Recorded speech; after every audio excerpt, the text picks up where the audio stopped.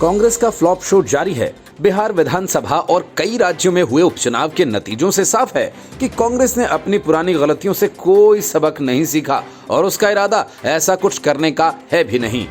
यही वजह है कि कांग्रेस ने पहले तेजस्वी यादव पर दबाव बनाकर 70 सीटें ली थी और बाकी का काम राहुल गांधी ने अपने भाषणों से कर दिया।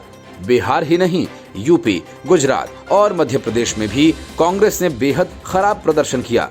नतीजों के बाद राहुल गांधी को सोचना चाहिए कि पीएम मोदी पर व्यक्तिगत हमले का कितना फायदा कांग्रेस को मिलता है और कितना बीजेपी को। 2015 के चुनावों में कांग्रेस आरजेडी और जेडीयू के साथ गठबंधन के तहत 41 सीटों पर चुनाव लड़ी और 27 सीटें जीती, लेकिन 70 सीटों पर चुनाव जीतने के बाद कांग्रेस अपना पुराना प्रदर्शन नहीं दोहरा सकी। कांग्रेस को जो सीटें मिली वो भी आरजेडी और कम्युनिस्ट पार्टियों के वोट ट्रांसफर होने की वजह से, नहीं तो अपने दम पर कांग्रेस की संख्या इकाई में ही सिमट जाती। 2010 में कांग्रेस ने सभी 243 सीटों पर चुनाव लड़ा था, लेकिन उसे सिर्फ 4 सीटें ही मिल सकी थीं। वहीं साल 2005 में बिहार में 2 बार चुनाव हुए, एक बार फरवरी में और फिर एक बार विधानसभा भंग होने की वजह से दोबारा अक्टूबर में चुनाव हुए। फरवरी में कांग्रेस 84 सीटों पर चुनाव लड़ी, सिर्फ 10 पर जीत पाई। अक्टूबर में 51 सीटों पर लड़कर 9 सीटें ही मिली। साल 2000 में चुनाव के समय बिहार अविभाजित था और मौजूदा झारखंड भी उसका हिस्सा था। तब कांग्रेस ने 324 सीटों पर लड़कर 23 सीटें जीती थीं। वहीं इससे पहले 1995 के विधानसभा चुनावों में कांग्रेस ने 320 सीटों पर उम्मीदवार उतारे और 29 सीटें हासिल की। 1990 में कांग्रेस ने 323 में से 71 सीटें जीती थीं। 1985 में विधानसभा चुनावों के दौरान कांग्रेस ने 323 में से 196 सीटें जीतकर स्पष्ट बहुमत हासिल किया था। ये अंतिम मौका था जब कांग्रेस ने बिहार में बहुमत हासिल किया।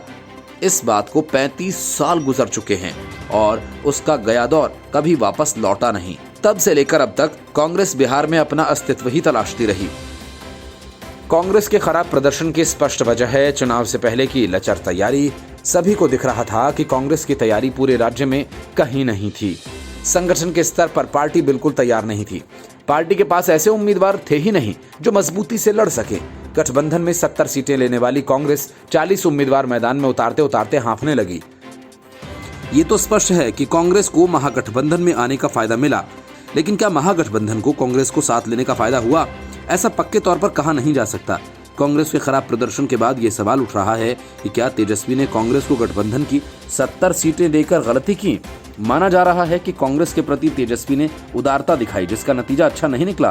तेजस्वी को अब लग रहा होगा कि कांग्रेस को 70 सीटें देकर उनसे बहुत बड़ी भूल हुई। असल में कांग्रेस के नेतृत्व ने तेजस्वी यादव पर गठबंधन में 70 सीटें देने का दबाव बनाया और ऐसा न करने की स्थिति में गठबंधन से अलग होने की चेतावनी भी दी। अगर कांग्रेस गठबंधन से अलग हो गई होती तो तेजस्वी के लिए और भी खराब स्थिति हो सकती थी। तेजस्वी के पास बहुत ज्यादा विकल्प थे नहीं।